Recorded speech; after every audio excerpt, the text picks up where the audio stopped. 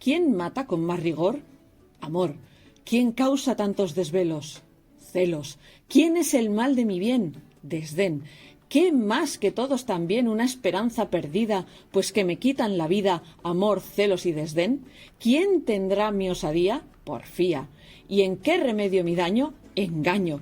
¿Quién es contrario a mi amor? Temor. Luego es forzoso el rigor y locura el porfiar, pues mal se pueden juntar porfía, engaño y temor.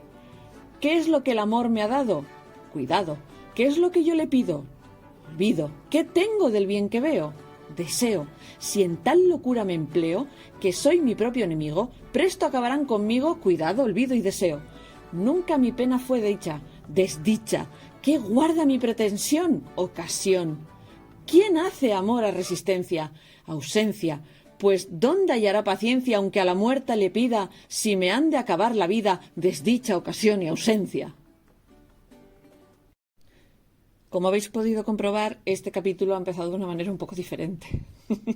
Y a lo largo de todo el capítulo voy a intentar intercalaros poemas de Lope de Vega, varios sonetos.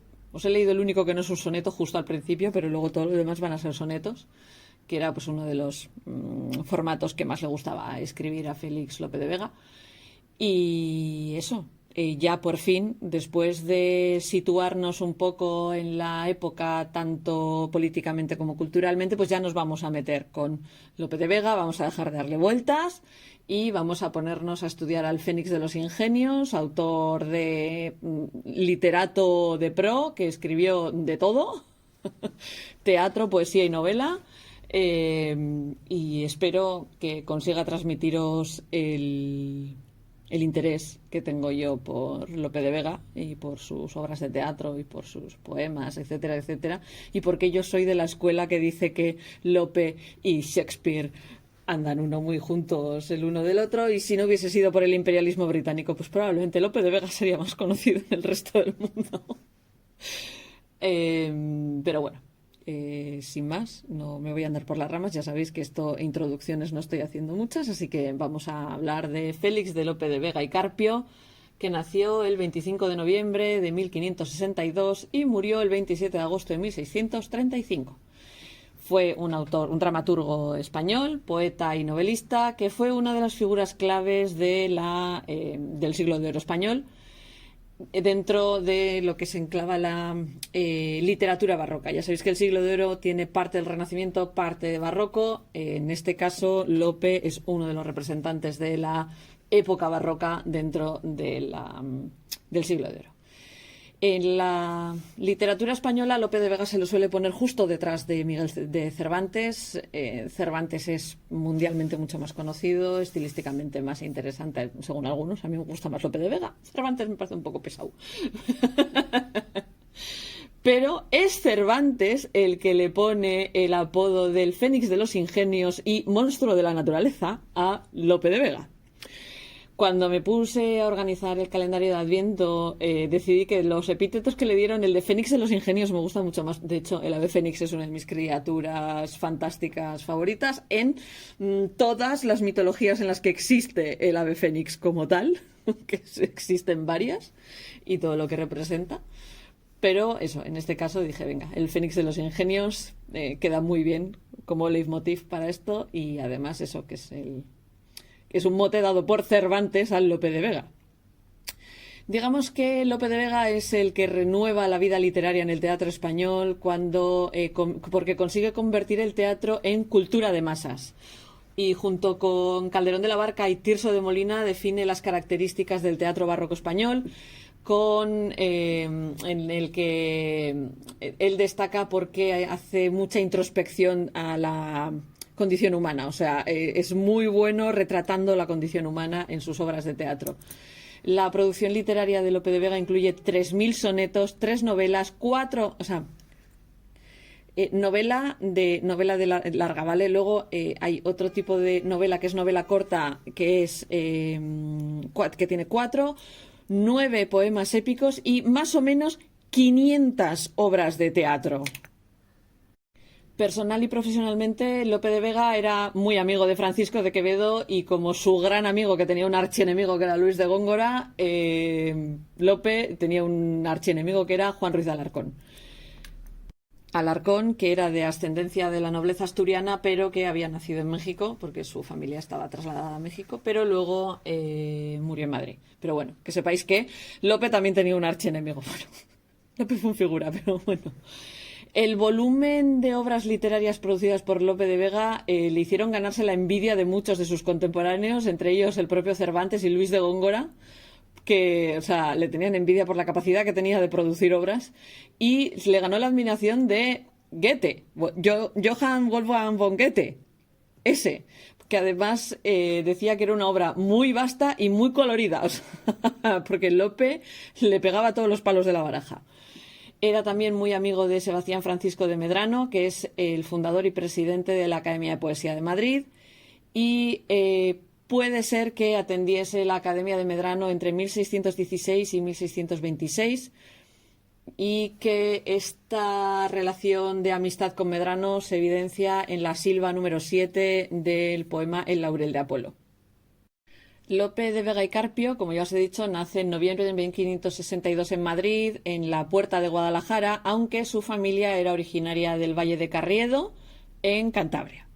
Su padre, Félix de Vega, era bordador, era de los nuestros, era del gremio. Se sabe muy poco de su madre, Francisca Fernández Flores, y después tomó el apellido de Carpio de su abuela paterna, Catalina del Carpio. Más que nada porque parece ser que este apellido elevaba un poquito el estatus, utilizando este Carpio y tal, elevaba un poquito su estatus. Lope le pega mucho a este tema, ¿eh?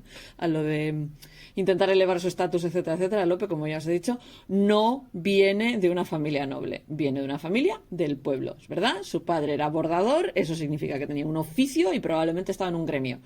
Pero Lope no nació con una cuchara de plata en la boca. Algunas de las cosas que se saben de la vida, de la juventud de Lope y demás, están contadas por él y a veces no sabes si te está diciendo la verdad o está adornando los hechos, ¿vale? Así que algunas de las cosas de su vida las vamos a coger con pinzas. Estamos hablando de uno de los mejores teatreros del país. Su padre, después de vivir durante un tiempo en Valladolid, se fue a vivir a Madrid en 1561, quizás atraído por las posibilidades de tener más trabajo en la nueva capital del reino. Aún así, Lope dice que su padre llegó a Madrid después de tener un lío de faldas del que lo tuvo que rescatar su propia madre, su futura madre, o sea, entonces todavía no estaban casados su padre y su madre, y él dice que él es el fruto de una especie de reconciliación entre sus padres y que le debe su existencia a esos mismos celos que más tarde analizaría en su obra dramática. Los primeros rasgos del genio del propio Lope se hacen aparentes en sus primeros años de vida. Su amigo y biógrafo Pérez de Montalbán decía que a los 5 años ya estaba leyendo en castellano y en latín. Aunque todavía no era capaz de escribir, solía compartir su desayuno con chicos, con niños mayores que él, para que le ayudasen a escribir los versos que se le iban ocurriendo. Con 5 añitos, ¿eh? Para su 10º cumpleaños estaba traduciendo versos en latín. Traducir el latín en verso es complicado. O sea, de alguien que ha tenido que traducir latín en verso. Lo bueno de haber estudiado filosofía es que teníamos latín como asignatura obligatoria durante 2 cursos y optativa como en otro. Así que me comí 3 años de latín en la uni y lo que más me costó fue en tercero traducir poesía. Tuve la genialísima idea y mi profe me dejó de traducir los Carmina Burana. Especialmente me estuve centrando en el poema del In taberna quando sumus y madre del amor hermoso. Traducir poesía en latín es difícil y este señor lo estaba haciendo en su 10º cumpleaños cuando yo a mis 19 estaba sudando tinta china, pero bueno. Escribió su primera obra de teatro cuando tenía 12, supuestamente la que se titula El verdadero amante, Como él mismo diría más tarde, en la dedicatoria de su trabajo a su propio hijo Lope, algunos de estas leyendas de cuando él era niño sean probablemente exageraciones. Como ya os he dicho, Lope a veces se adorna su pasado. Como ya os he dicho, probablemente hubiera un trasfondo de sensación de ser menos en una época en la que para dedicarte a la literatura tu familia tenía que tener dinero. Así, o te morías de hambre. Lo que sí era obvio es que el chaval tenía talento, así que este obvio talento lo llevó a la escuela del poeta y músico Vicente Espinel en Madrid, del que más tarde siempre hablaría con veneración.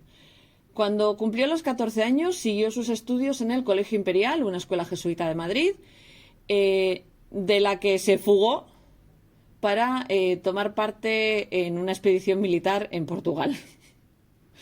Después de esta escapada, tuvo la buena suerte de caer dentro de la protección del arzobispo de Ávila, que reconoció el talento del chaval y movió hilos para poder matricularlo en la Universidad de Alcalá.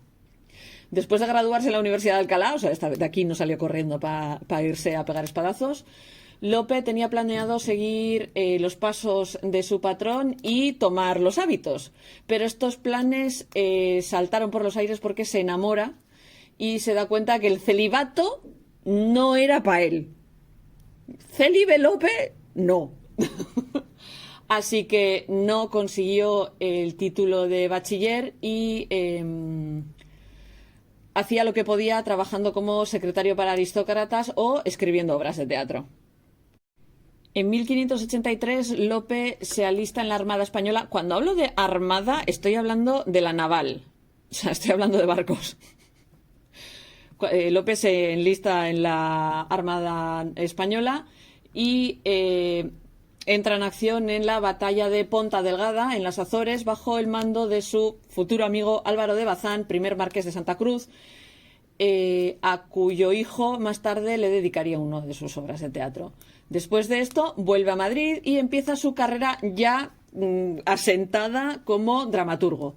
También empieza un lío de faldas con Elena Osorio, que en sus poemas siempre aparece referida como Filis, que estaba separada de su marido, el actor Cristóbal Calderón, y que era la hija de uno de los mayores y más importantes directores de teatro, que también se llamaba Osorio. Entonces, después de 5 años de este tórrido affair, Elena le pone los cuernos a Lope con otro amante, y los ataques totalmente vitriólicos contra ella y su familia lo llevan a la cárcel por infamia, por difamación. Y al final acaba ganándose el castigo de exilio durante 8 años de la corte y 2 años fuera de Castilla. Ir y quedarse, y con quedar partirse. Partir sin alma y ir con alma ajena. Oír la dulce voz de una sirena y no poder del árbol desasirse. Arder como la vela y consumirse. Haciendo torres sobre la tierna arena. Caer de un cielo y ser demonio en pena. Y de serlo jamás arrepentirse. Hablar entre las mudas soledades, pedir pues resta sobre fe paciencia, y lo que es temporal llamar eterno. Creer sospechas y negar verdades, es lo que llaman en el mundo ausencia, fuego en el alma y en la vida infierno. Después de ser acusado de libelo por toda esta familia, es que yo creo que se metió con todos, Lope de Vega, sin ningún tapujo, se va al exilio. Dice, venga, nos vamos. Se lleva consigo a la joven de 16 años, adolescente de 16 años, Isabel de Alderete y Urbina, conocida en sus poemas por el anagrama Belisa. Hija del pintor de la corte de Felipe II, Diego de Urbina. Se casaron por presiones de la familia de ella el 10 de mayo de 1588. Lope y Isabel se llevaban 10 años de diferencia. En fin. Justo algunas semanas antes, el 29 de mayo, Lope había firmado otra vez para irse con la Armada Española, y esta vez era el verano de 1588, y este es el momento en el que la Armada Invencible está a punto de navegar contra Inglaterra. Es bastante probable que este alistamiento militar fuese una condición requerida por la familia de Isabel, que estaban intentando deshacerse o quitarse en medio a semejante yerno de mala fama.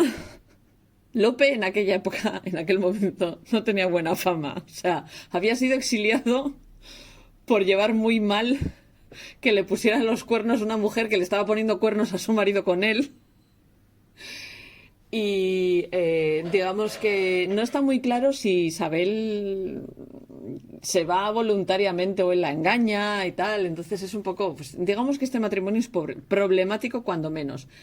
Entonces la familia de los Urbina, de Isabel, lo que quieren es, para perdonarle la deshonra de llevarse a la muchacha con él, lo que le piden es eso, que se aliste en la Armada y que se vaya. Este es, de hecho, el capítulo del Ministerio del Tiempo, el primer capítulo del Ministerio del Tiempo donde sale Lope de Vega, que es interpretado por el actor este... Ay, no me va a salir el nombre. Ya, no me sale el nombre del actor, pero bueno. O sea, en el primer capítulo del Ministerio del Tiempo donde sale Lope, porque luego vuelve a salir en otro, es justo esta época, es justo esto, es cuando está a punto de tener que embarcarse con la Armada para irse a Inglaterra con la Armada Invencible. Probablemente hubiera muerto, ¿vale? ¿Qué es lo que pasa? Lope de Vega tenía una flor en el culo. O sea, sí, esta expresión tan española para decir tenía más suerte que otra cosa... Lope de Vega tenía una flor en el culo y su suerte lo vuelve a salvar, porque el barco en el que se tenía que embarcar él, el San Juan, fue uno de los barcos que consiguieron volver a España después de esta expedición fallida. Eso, o sea, tiene una flor en el culo. De todos los que se hundieron, va y vuelve en uno de los pocos que volvió entero. Cuando vuelve a España, en diciembre de 1588, se asienta en Valencia. Allí vive con Isabel y continúa perfeccionando la fórmula dramática del teatro que, mientras participaba regularmente en una tertulia conocida como la Academia de los Nocturnos, que también es un nombre maravilloso, y a punto estuve de utilizarlo para el calendario de Adviento, que al final me quedé en el Fénix de los Ingenios. Pero Academia de los Nocturnos me parece maravillosa como nombre. Que era la compañía de autores como Agustín Tárrega, el secretario del duque de Gandía, Gaspar de Aguilar, Guillén de Castro, Carlos Boil, Ricardo de Turia. Todos estos eran autores muy importantes de la época.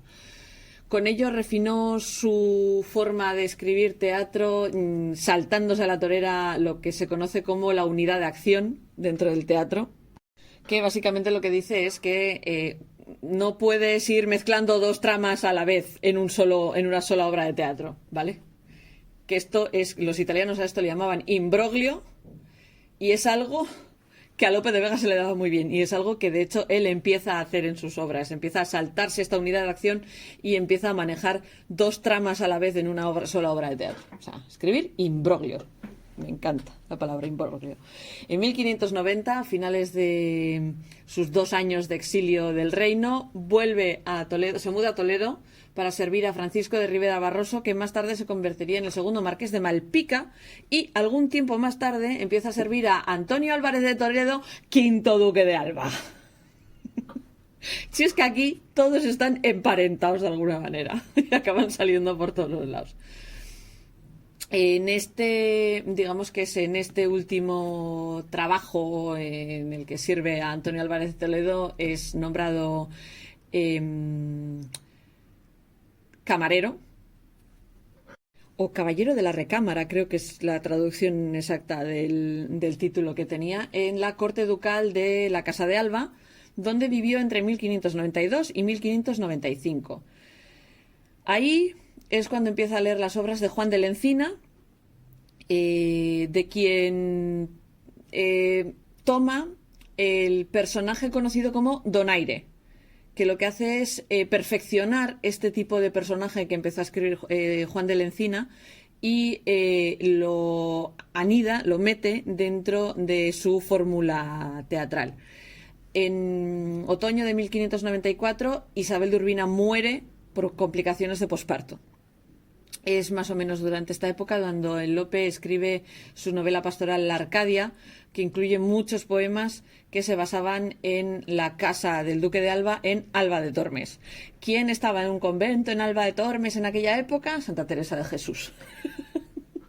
Si es que aquí todos son familia. En 1595 vuelve a Castilla. Después de la muerte en el parto de Isabel, deja el servicio del duque después de haber pasado 8 años desde que se fue de Madrid y vuelve a Madrid. Hubo otros líos de faldas y otros escándalos en los que se vio implicado Lope, con Antonia Trillo de Armenta, que le ganó otro juicio, volvieron a llevarla a juicio por el lío de faldas con Antonia Trillo de Armenta, y Micaela de Luján, que era una actriz muy, muy, muy, muy guapa, pero iletrada. No era capaz de leer, Micaela de Luján. Pero inspiró una larga serie de sonetos que además le ganaron 4 hijos y fueron amantes hasta más o menos 1608. O sea, que estuvieron unos cuantos años juntos, tuvieron 4 hijos y un montón de sonetos. En 1598 se casa con Juana de Guardo, la hija de un carnicero muy rico. Aún así, siguió siendo un despendolado, poniendo los cuernos a su mujer con gente sin ton ni son, incluida la propia Micaela, con la que ya tenía 4 hijos. Es en esta época del siglo XVII cuando la obra literaria de Lope llega a su pico más alto. Desde 1607 es también, tiene también el empleo de secretario, pero con algunas otras responsabilidades del duque de Sesa. Cuando pasa esta década de principios de los 1600, su situación personal se estropea, o sea, da un mal volantazo. O sea, digamos que se le acaba esa suerte que llevaba siempre encima. Su hijo favorito, Carlos Félix, que era hijo de Juana de Guardo, la hija del carnicero, ¿vale? Muere. En 1612 la propia Juana muere de parto. Y después de esta pérdida de hijo y esposa, Lope llama a los hijos que le quedan vivos y les hace vivir bajo el mismo techo, y él se dedica al cristianismo. Los primeros escritos de la primera década del 1610 también tienen una influencia religiosa mucho más pesada, y en 1614 se hace cura, toma los hábitos.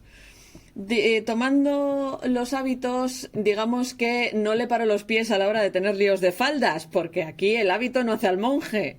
Es más, se dedicó a hacer de alcahueta con el duque, llevándole alguna que otra acompañante y alguna que otra amante al duque, encargándose él de conseguirle amantes al duque.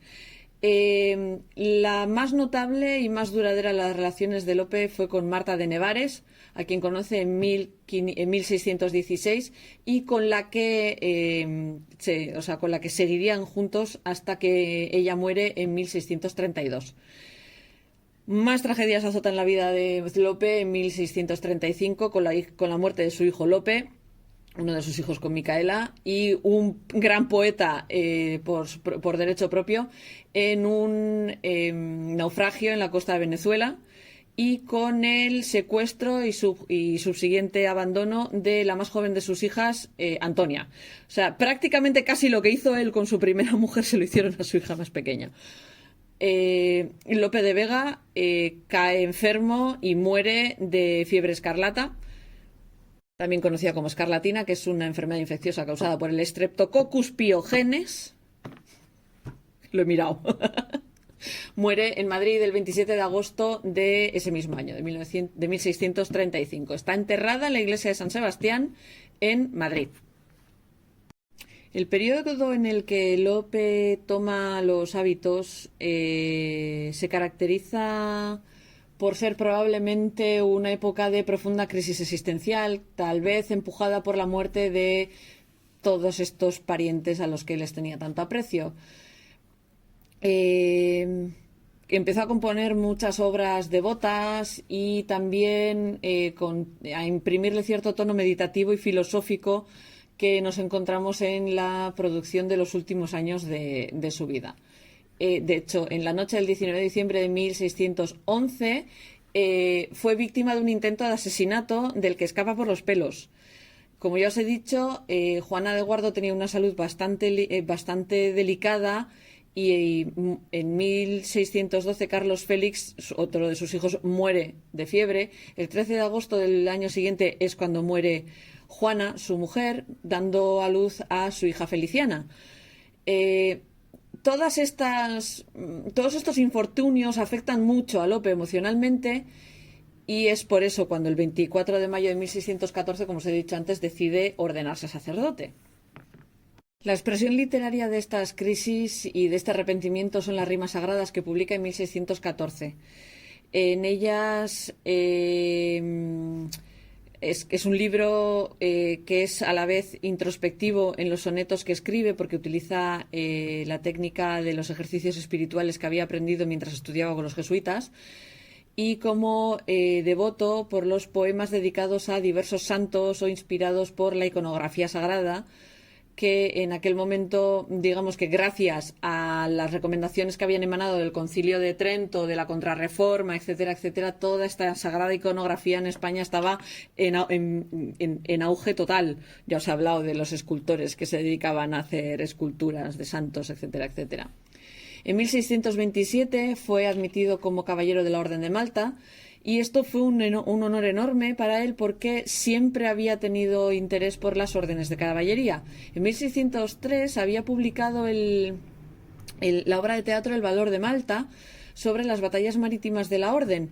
Y en el retrato que hace de él Eugenio Casés lleva el hábito de la Orden de Malta. A una dama que salió revuelta una mañana. Hermoso de Saliño, en quien se fía, cuánto después abrasa y enamora, cuál suele amanecer turbada aurora para matar del sol al mediodía. Solimán natural que desconfía el resplandor con el que los cielos dora. Dajad la arquilla, no os toquéis, señora, tóquese la vejez de vuestra tía. Mejor luce el jazmín, mejor la rosa, por el revuelto pelo en la nevada columna de marfil, garganta hermosa. Para la noche estáis mejor tocada, que no anocheceréis tan aliñosa como hoy amanecéis desaliñada. Así que dejamos al pobre Lope muerto y enterrado, después de una vida muy azarosa, un montón de matrimonios, más líos todavía de faldas, 15 hijos creo en total, entre legítimos e ilegítimos. A la edad adulta llegaron pocos de ellos, pero en total tuvo el equipo de fútbol completo con suplentes. Con todos, muchos de diferente madre, etcétera, etcétera. Creo que los llegó a reconocer a todos, pero ahora mismo tengo la duda si los llegó a reconocer a todos. Pero bueno, como ya habéis visto, una vida extremadamente azarosa en la que fue secretario, escritor, dramaturgo, soldado, cura. Yo creo que solo le faltó ser médico. Como ya os he dicho, fue un autor extremadamente prolífico, escribió muchísimo, es por eso por lo que Cervantes le pone el epíteto del monstruo de la naturaleza, además de Fénix de los ingenios, en parte por admiración, en parte por envidia y en parte porque en plan modo de puya, ¿no? O sea, en plan porque la forma que tenía Lope de escribir obras de teatro pues iba precisamente en contra de los escritos sobre dramaturgia ortodoxos que se habían dado hasta ese momento, y lo que hace Cervantes es soltarle una pullita. No son las pullas asesinas que se lanzaban Góngora y Quevedo. Bueno, que di que el propio Lope de Vega se las traía con Góngora constantemente también, o sea, no solo porque fuera amigo de Quevedo, sino porque es que eran como dos escuelas tan distintas de escritura que estaban todo el día iba a decir a tortas, pero no, a pullas, porque esta gente lo que trabajaba era con sus palabras. Lo dicho, la obra, vamos a centrarnos ahora en lo que es la obra narrativa de Lope. Bueno, la obra narrativa no, la obra literaria de Lope. La obra literaria de Lope se divide tanto en obra narrativa como lírica, como épica, como dramática, porque aquí el señor, ya sabéis, que le daba todos los palos de la baraja. Dentro de la obra narrativa vamos a tener en cuenta las novelas que escribió. Probablemente la más famosa de ellas es la Arcadia, que realmente más que una novela es una excusa para reunir un montón de versos que tenía dando vueltas por ahí, a los que dio digamos que les dio una especie de hilo conductual, un argumento dentro de esto. La Arcadia, que de hecho le estaba copiando el título a la obra homónima de Jacopo Sannazaro, que es el que establece el esquema y la forma de trabajo de este tipo de obra. Realmente es que Lope quería publicar un poemario, pero no quería publicar un poemario que estuviera desestructurado, ¿no? O sea, es algo que en aquella época no se iba a aceptar tanto, y sacó este poemario, que fue probablemente uno de los libros más publicados ya en vida suya. Tuvo casi 20 ediciones o más. Se dice que contenía unos 6.000 versos en toda la novela. Claro, versos versus poemas. Entonces, el registro que tenemos de los 6.000 versos no sabemos hasta qué punto era, porque luego muchas de estas cosas luego en ediciones posteriores se sacan cosas, se ponen cosas, etcétera, etcétera, y nos haría falta una primera edición o algo así porque una cosa que le irritaba muchísimo a Lope era que muchas de sus obras de teatro, cuando se representaban, los directores de los teatros y los directores de escena de los teatros y demás solían alterar sus obras, y luego, claro, las llevaban a publicar alteradas, y a él le ponía muy de los nervios que alterasen su obra. Pero le pasaba, en esta época era muy normal que los editores quitasen cosas, pusiesen cosas, etcétera, etcétera. Lo dicho, la Arcadia es uno de los más famosos. Otro de los novelas de Lope es lo que hace un intento de novela bizantina o novela de aventuras, que se llama El peregrino en su patria, que se publica en Sevilla. No tiene tantos poemas como la Arcadia, o sea, en este caso sí que es un intento de escritura de novela, no es vamos a reunir todos mis poemas en un libro y vamos a hacer una especie de hilo conductual, ¿no? Aún así hay unos 30 y pico poemas en el relato, pero no son de su mejor producción. Otra de estas novelas es Pastores de Belén, que se titula Pastores de Belén, prosas y versos divinos, que publica en Madrid en 1612. Fue una obra bastante famosa, y ya en vida habría hasta 6 ediciones de este libro. Estamos hablando de una época en la que los libros baratos no eran. Y que un autor tuviese 6 reediciones o incluso 20 o más de uno de sus libros es muy importante. Esto os da más o menos la escala de lo importante y famoso que era Lope a nivel internacional, porque muchos de sus libros se publicaban a nivel internacional traducidos. Lo que hace en este libro es simplemente narra algunos episodios evangélicos que tienen que ver con el nacimiento de Jesús, etcétera, etcétera. Y es una amplia antología poética, pero está más centrada en la religión. Otro de sus novelas es La Dorotea, que se escribe en 1632, y él denomina a esta obra acción en prosa, y digamos que sigue una estructura parecida a La Celestina. La Celestina es una obra de teatro anterior de Fernando de Rojas, que está publicada alrededor del año 1500. La Celestina, por Dios, tiene uno de mis poemas favoritos, es el monólogo de Celestina, de Yo conjúrote triste Plutón, que es una maravilla. Si alguna vez podéis ver la peli, hay una película de la Celestina, la peli es un poco de, pero oír a Terele Pávez recitar Conjúrote triste Plutón pone los pelos de punta. Pero bueno, Lope hace un intento de novela de género celestinesco, que es como se le llama al género de novelas que sigue esto, que parece ser que es un trasunto de los follones que tuvo con Elena Osorio, y es la última novela que escribe. Esta novela la escribe en la vejez y refleja mucho pues cómo era su estado mental en aquella época. Como ya os he dicho, su obra lírica, gran parte de su obra lírica está recogida en la Arcadia. Pero además de esta Arcadia escribe otros grupos de poemas, otras agrupaciones de poemas, además de ponerle letra a muchísimas canciones que escribía para compositores. Trabajó en su juventud con Juan Palomares, que era un compositor sevillano, y con Juan Blas de Castro. Si os ponéis a buscar música de estos dos compositores, podéis escuchar las letras que Lope escribió para ellos. La parte poética, la obra poética de Lope se caracteriza en buena parte por su eterna rivalidad con Luis de Góngora. Son los primeros poetas romancistas que empiezan a utilizar otro tipo de poemas, terminando con las tradiciones del siglo anterior. Son fans de la escuela italiana y utilizan muchas formas que salen de la escuela italiana.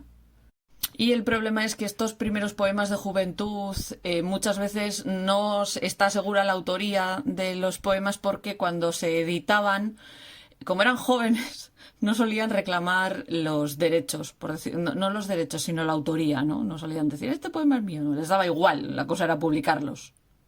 Y crean lo que se conoce como el nuevo romancero, que es un estilo de poesía que a posteriori siguen muchos otros poemas.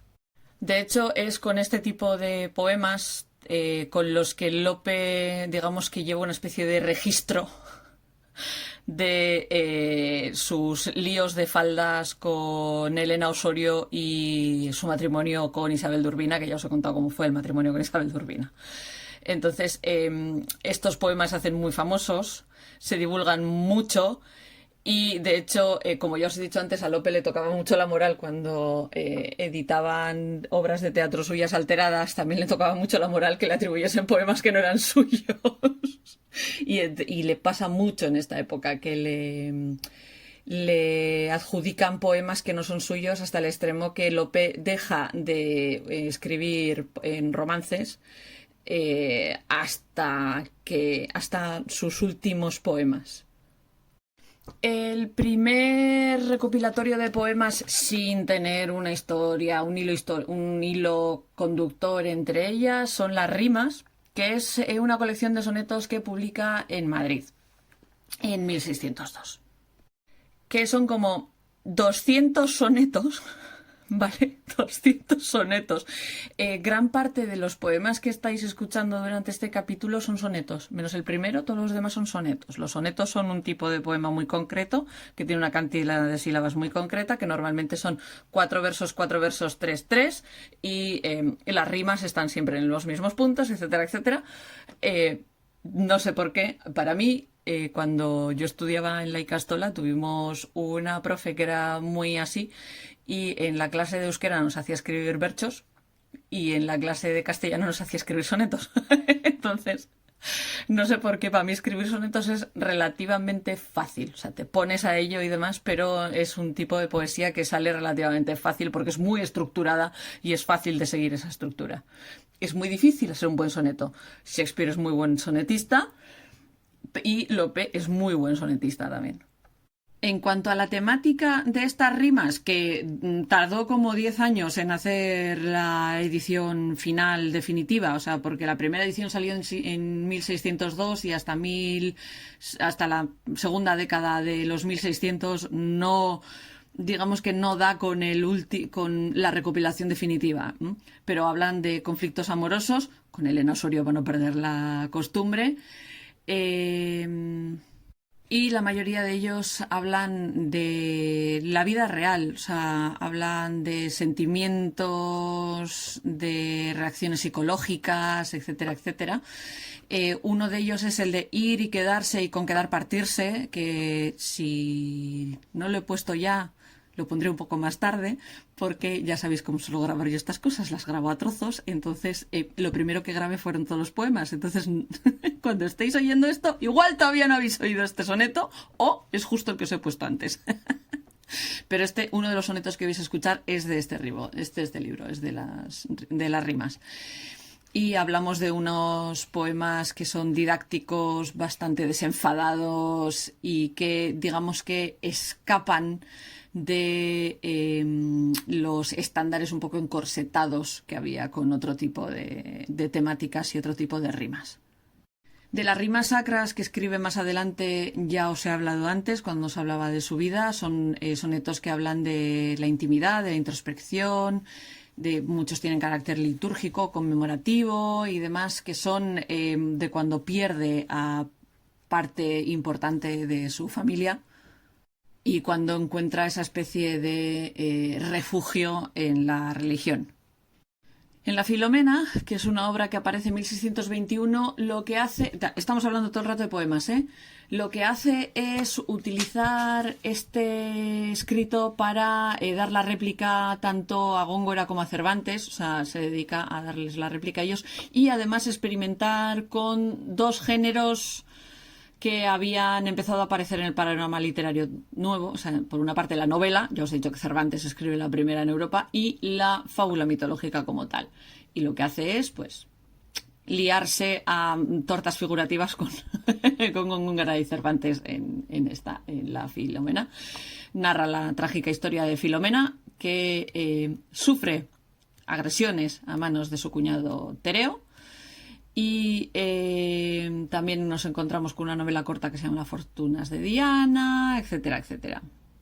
Hay un libro gemelo de la Filomena que es La Circe, que tienen ciertas diferencias entre ellos, aunque sigue trabajando en las fábulas mitológicas.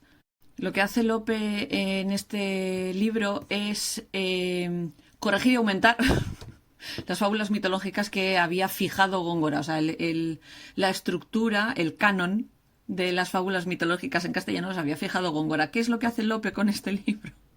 Las aumenta y las hace más complejas todavía. Siguiendo la mitología griega, habla de la caída de Troya, del viaje de Ulises, cómo acaban en la isla de Circe y todo lo que ocurre en aquel sitio. Ya sabéis que Ulises, intentando volver a Ítaca después de la guerra de Troya, se pierde en el Mediterráneo. Pues no sé, o sea, yo asumo que se pierde en el Mediterráneo, porque el paseo que se da para volver a Ítaca, tela. O sea, y van pasando ciertas cosas. Una de ellas es que acaba en la isla de Circe, y Circe, que es una hechicera, transforma a todos los soldados en cerdos. Circe los perdona porque se enamora de Ulises la deja, en fin.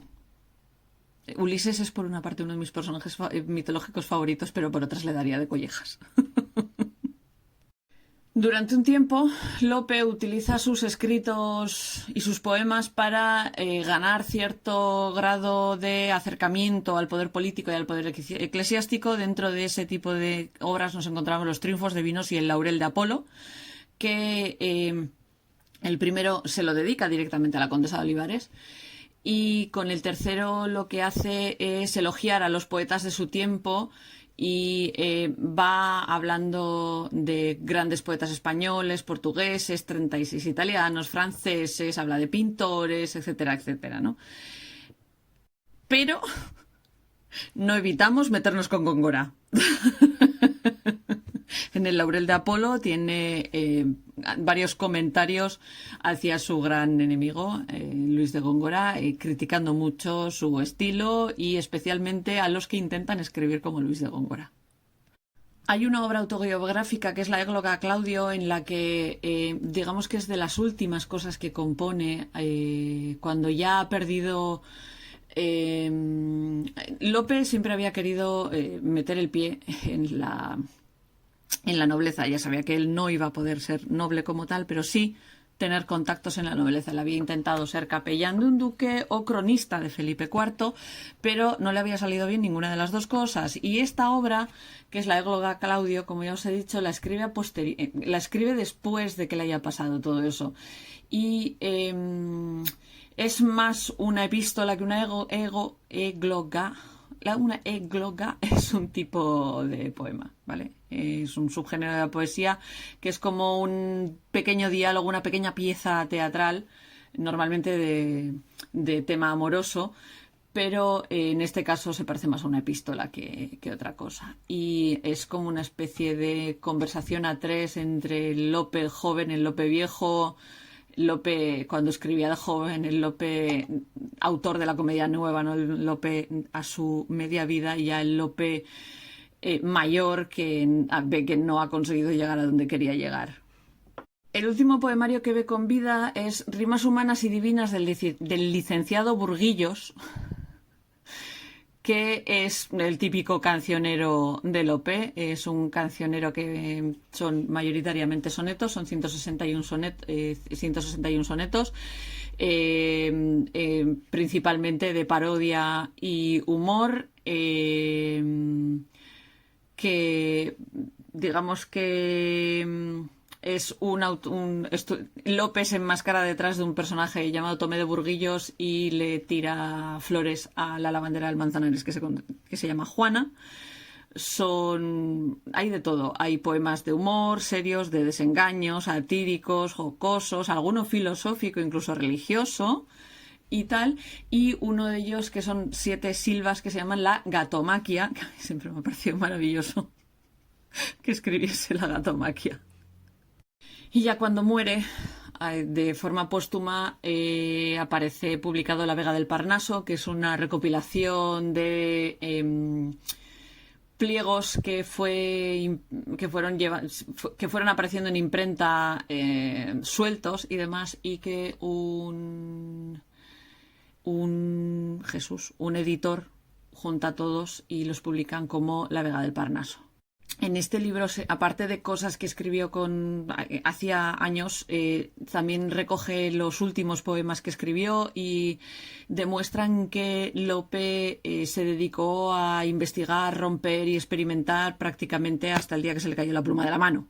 O sea, porque utiliza composiciones que no son habituales, como una lira de 6 versos, que hasta ese momento no se utilizaban, y demás. Y parece ser, por la temática que tiene, que uno de los últimos temas que a él más le preocuparon mientras se iba apagando era la conciencia de la muerte, y en este poemario aparecen reflejadas esa conciencia de la muerte. Además de la obra narrativa y lírica, tenemos la obra épica. De hecho, Lope, durante el apogeo de su escritura, intentó convertirse en el poeta épico culto por excelencia de España. O sea, él quería ser el mejor escribiendo poemas épicos en España. El primer intento que hace es La Dragontea, que fue una edición bastante problemática. Para que os hagáis una idea, un autor no podía ir y editar un libro en cualquier parte. O sea, necesitabas un permiso para poder publicar. A Lope se le deniega el permiso por parte de las autoridades castellanas para publicar La Dragontea en Castilla, pero consigue el permiso para imprimirlo en Valencia. Lo imprimen en Valencia y con esa edición valenciana intenta que le den la autorización para publicarlo en Castilla, y no solo no le dejan publicarlo en Castilla, sino que además le obligan a retirar los libros que había en circulación en Castilla, porque obviamente de Valencia a Castilla saltaron los libros. Lope sigue R que R con ello y consigue publicarlo en 1602. En la Dragontea habla, que decís, esto va de dragones. Sí, va de dragones, pero no de los dragones que vosotros pensáis. La Dragontea habla sobre Sir Francis Drake. Ese Sir Francis Drake. El que les tenía hasta el moño con sus correrías de corsario por el mar. En el corsario con permiso de la reina Isabel II, Francis Drake. Y las correrías y aventuras de Drake y John Hawkins dedicándose a la piratería. El poema refleja el sentimiento popular anti-inglés que había en España en ese momento, pero La Dragontea fue un fracaso. No, así como sus poemarios se reeditaron un montón de veces, La Dragontea solo se editó una vez más y se quedó dentro de las obras sueltas. Escribió un poema geográfico sobre San Isidro, San Isidro Labrador, el patrón de Madrid.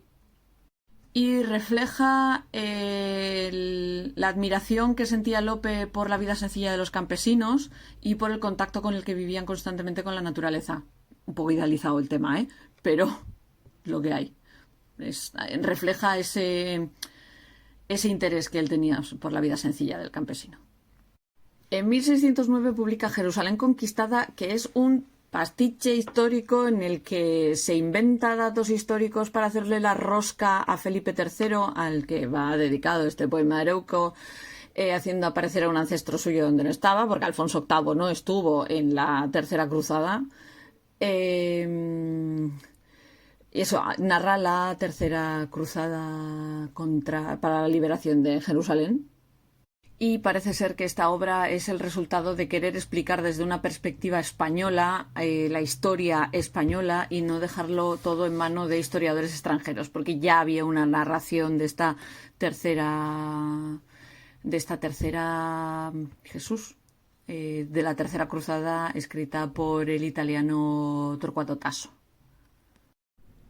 Desmayarse, atreverse, estar furioso, áspero, tierno, liberal, esquivo, alentado, mortal, difunto, vivo, leal, traidor, cobarde y animoso.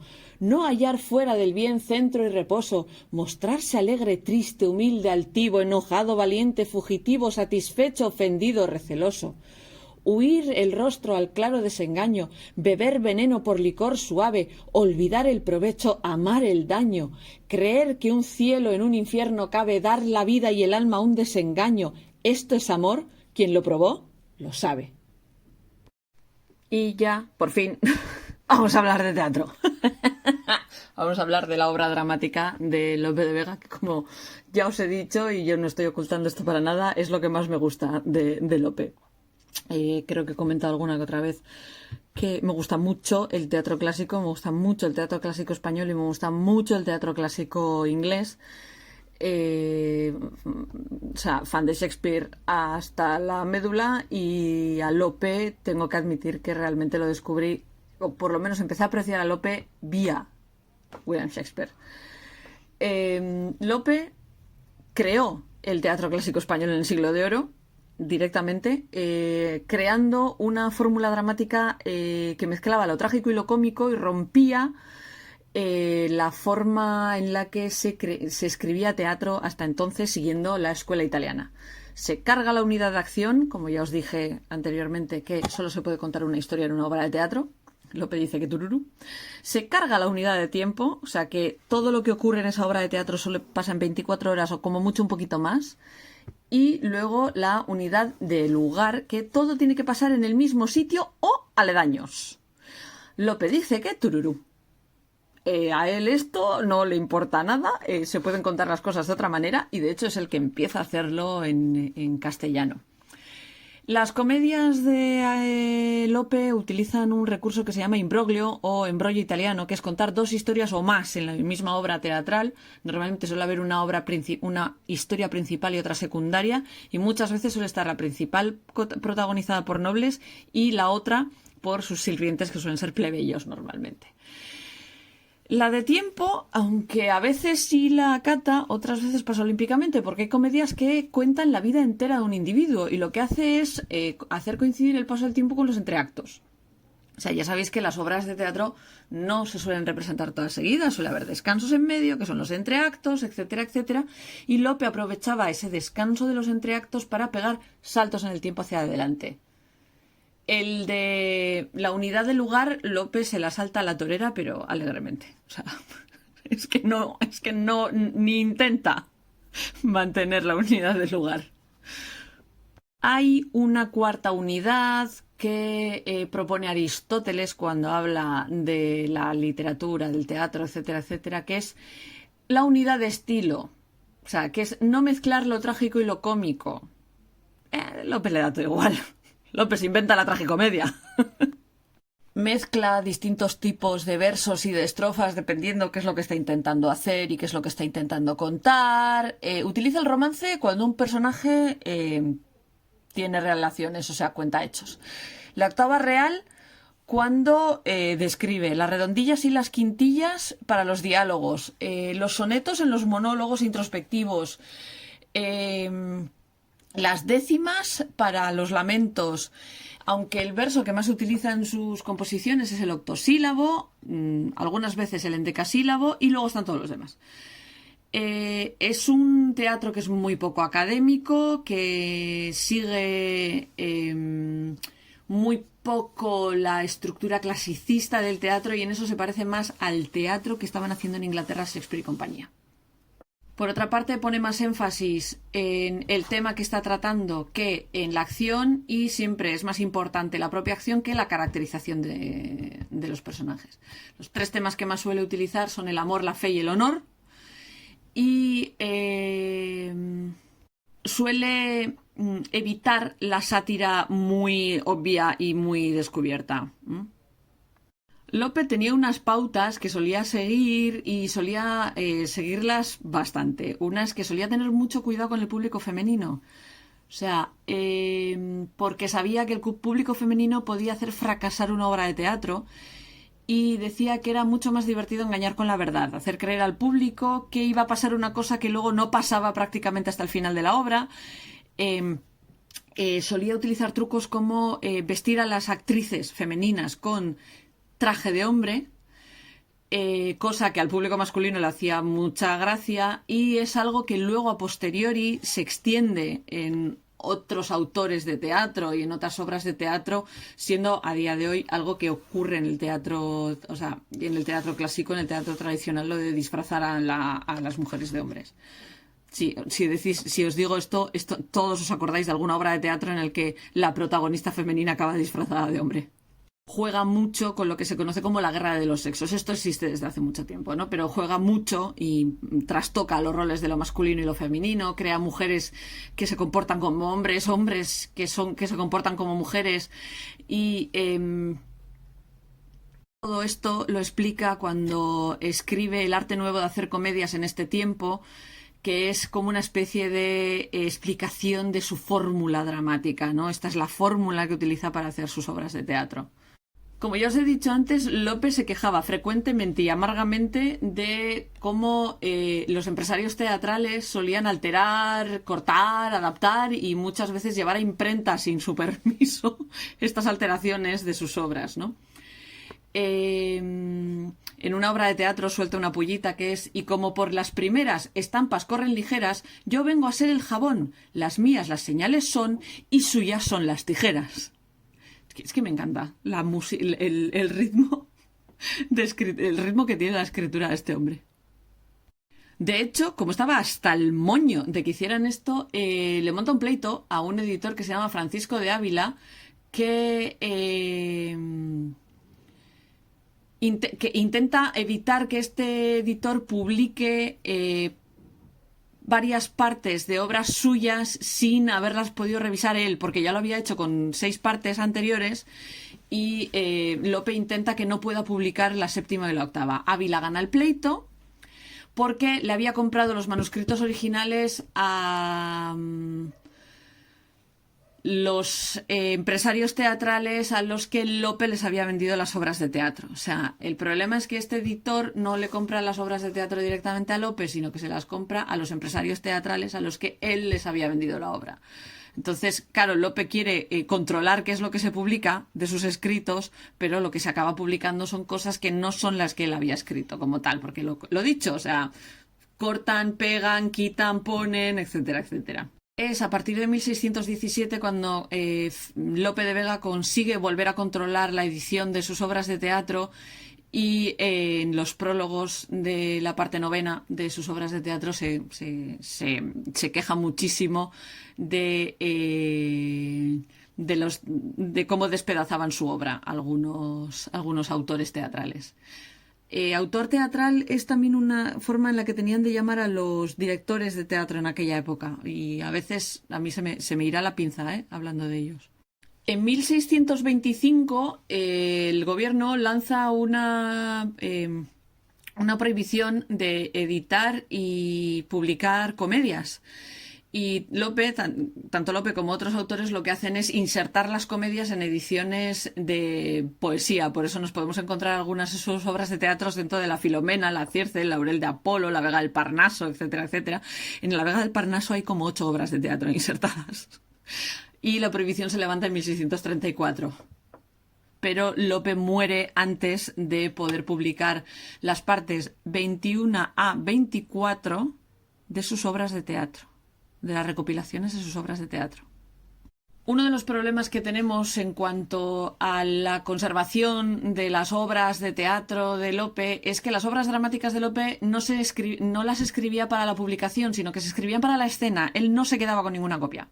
Él cogía, las escribía, se las daba al empresario de teatro de turno y perdía el control sobre ellas.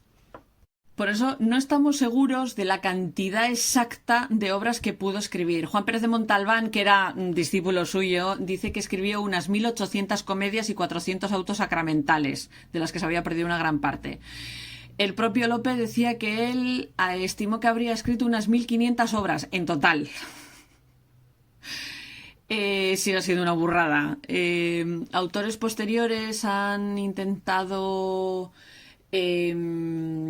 entender cómo es posible una obra tan alta y hay algunos que especulan que lo que él hacía era trazar el guión de lo que tenía que escribirse, escribir algunas escenas sueltas, mientras que eran los propios actores del taller o otros poetas los que completaban estas obras.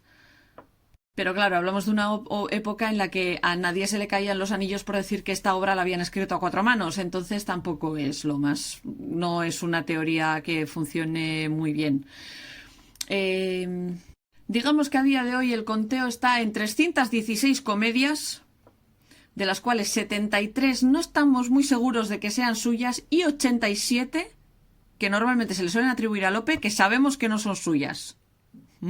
Aún así tenemos una larguísima lista de obras que se suelen clasificar, que se suele utilizar una especie de clasificación por bloques, más o menos organizándolas según la temática y las fuentes. Es Marcelino Méndez Pelayo el que hace esta clasificación y Méndez Pelayo es uno de los primeros editores de las obras de teatro de Lope de Vega. El primer grupo del que habla Méndez Pelayo son los dramas heroicos y de honor, que suelen tener temas de historia nacional y personajes que existieron realmente, y en las que a veces se idealiza a los labradores ricos. Una de estas es Peribáñez y el comendador de Ocaña, o habla de campesinos, o sea, Fuenteovejuna, que es característica por tener un protagonista colectivo, o sea, es todo el pueblo, es un protagonista. Y de hecho, curiosamente, tanto Peribáñez como Fuenteovejuna tienen ideas protodemocráticas, por decirlo de alguna manera. Otras obras de esta parte del catálogo serían Los Comendadores de Córdoba, El mejor alcalde del rey, El rey Don Pedro en Madrid, Audiencias del rey Don Pedro, La estrella de Sevilla, que se había atribuido a Lope hasta 1920, pero que a posteriori se ha sabido que no es suya. otra de las clasificaciones son los temas de honor y venganza. Estas también os sonarán. Entre estas está Los Comendadores de Córdoba, El médico y su honra.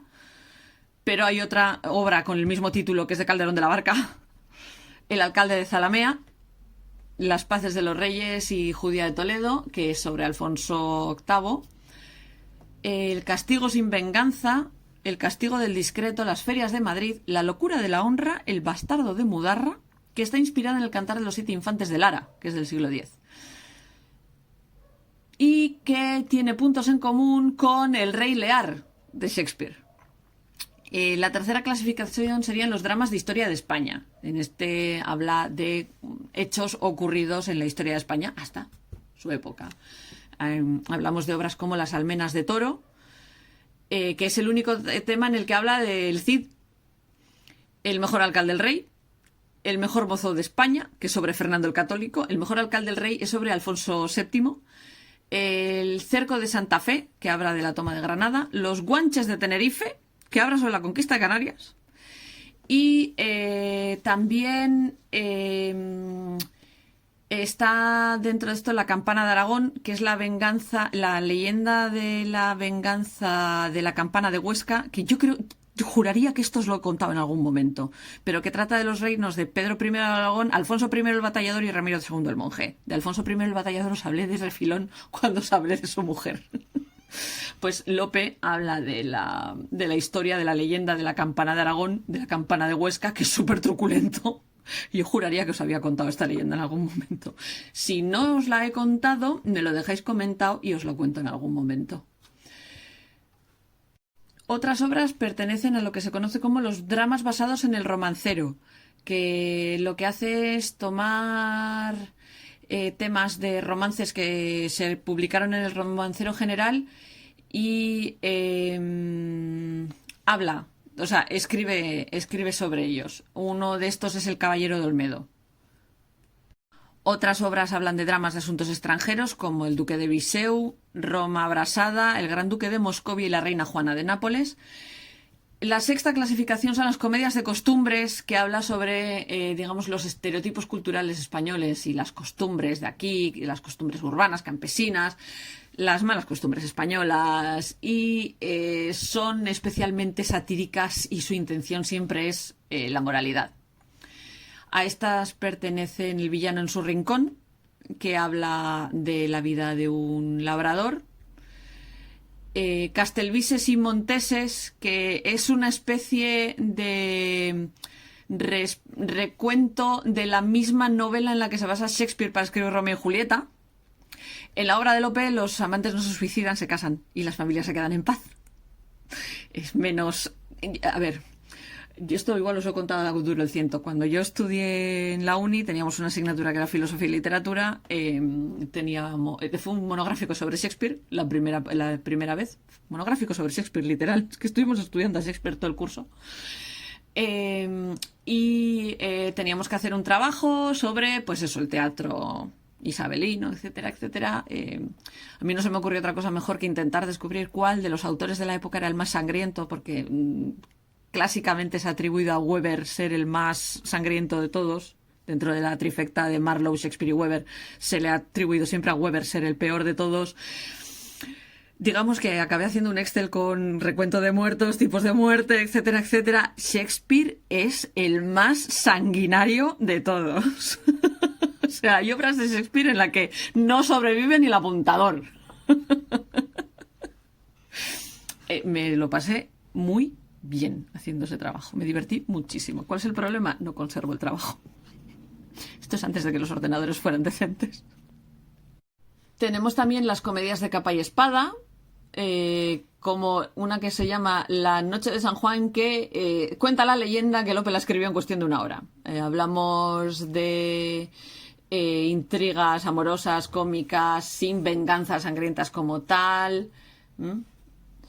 Y luego tenemos las comedias de enredo, que son probablemente algunas de las más famosas de las obras de Lope, en la que las mujeres son los personajes principales. Tenemos la Dama Boba, los melindres de Belisa, las bizarrías de Belisa. Belisa, os recuerdo que era el trasunto de una de sus mujeres. El perro del hortelano, El acero de Madrid y La viuda valenciana, La malcasada, etcétera, etcétera. Y es este tipo de comedias por las que luego más tarde se hace famoso Tirso de Molina, que fue uno de los discípulos de Lope. Obviamente, para no perder la costumbre y seguir digamos que la moda de la época, tenemos los dramas bucólicos pastoriles, que son una imitación de la temática italiana, que también manejan otros autores. No son sus obras más famosas. De asunto mitológico, o sea, que hablan de temas mitológicos, tenemos Adonis y Venus, El vellocino de oro y El laberinto de Creta. Y luego tenemos los dramas religiosos, que hablan de vidas de santos, leyendas piadosas, festividades y demás. Pues tenemos La creación del mundo, La hermosa Esther, El divino africano, que es sobre la vida de San Agustín, San Isidro de Madrid, San Diego de Alcalá, un montón de autos sacramentales. Como ya os he dicho, esta es la clasificación que hace Meléndez Pelayo. Hay otras clasificaciones que reducen esto a obras cómicas, dramas, y luego pues hacen unas subdivisiones por dentro, etcétera, etcétera. Si os tuviera que decir cuál es mi obra favorita, me gusta muchísimo El perro del hortelano. Me chifla Fuenteovejuna. Si tuviera que elegir solo dos, Fuenteovejuna y El perro del hortelano. Sí, soy muy básica, son probablemente las más famosas suyas. ¿Qué vamos a hacer? O sea, son las que más me gustan. Muchos autores le deben mucho a Lope de Vega. Muchos dramaturgos apuntaron a las novedades que iba introduciendo Lope de Vega en su teatro. O sea, él hacía las barrabasadas y todos los demás decían, oye, esto funciona, e iban escribiendo detrás. Algunos llegaron a perfeccionar cosas que él había empezado a hacer. Tenemos a Tirso de Molina, que es el que perfecciona las comedias de enredo. Juan Ruiz de Alarcón, Andrés de Claramonte, Jerónimo Villaizán, Luis Belmonte Bermúdez, Antonio Hurtado de Mendoza. O sea, hay muchísimos que siguen la escuela de Lope de Vega y que siguieron escribiendo, siguiendo su estela, por decirlo de alguna manera. Y como dato curioso, para terminar este capítulo, que sepáis que en enero del 2023, o sea, hace casi 2 años, una obra que hasta entonces había pensado que era anónima y que estaba guardada dentro de la colección de la Biblioteca Nacional de España, conocida como La francesa Laura, fue identificada como otra comedia de Lope de Vega. Se le atribuye como una obra tardía y fechada hacia 1628, y aunque en un principio fue identificada gracias a la ayuda de la inteligencia artificial, que lo que hizo fue estudiar la obra de Lope y ver las similaridades que tenía con esta obra, luego posterior ha sido confirmado por expertos en Lope de Vega que sí, que efectivamente La francesa Laura es una nueva obra de Lope de Vega que teníamos despistada por ahí. Probablemente haya más obras de Lope despistadas por ahí, porque, lo dicho, de 1500 obras a 300 y pico que se le atribuyen, alguna hemos perdido por el camino seguro. Porque, como os he dicho, aunque las poesías y las novelas y todo esto sí que lo publicaba como tal, las obras de teatro las escribía para representar. Entonces, probablemente algunas haya perdido por el camino. Y nada, espero que Lope, el Fénix de los Ingenios, el monstruo de la naturaleza, os resulte tan interesante como me ha resultado a mí siempre, que os hayan gustado los poemas que os he ido intercalando durante todo el audio, y que nos veremos en la siguiente pista hablando de un rey al que Lope intentó hacerle la rosca varias veces. Dulce desdén, si el daño que me haces, de la suerte que sabes te agradezco. ¿Qué haré si un bien de tu rigor merezco? Pues sólo con el mal me satisfaces. No son mis esperanzas pertinaces por quien los males de tu bien padezco, sino la gloria de saber que ofrezco alma y amor de tu rigor capaces. Dame algún bien, aunque con él me prives de padecer por ti, pues por ti muero, si a cuenta de él mis lágrimas recibes. Mas ¿cómo me darás el bien que espero, si en darme males tan escaso vives, que apenas tengo cuantos males quiero?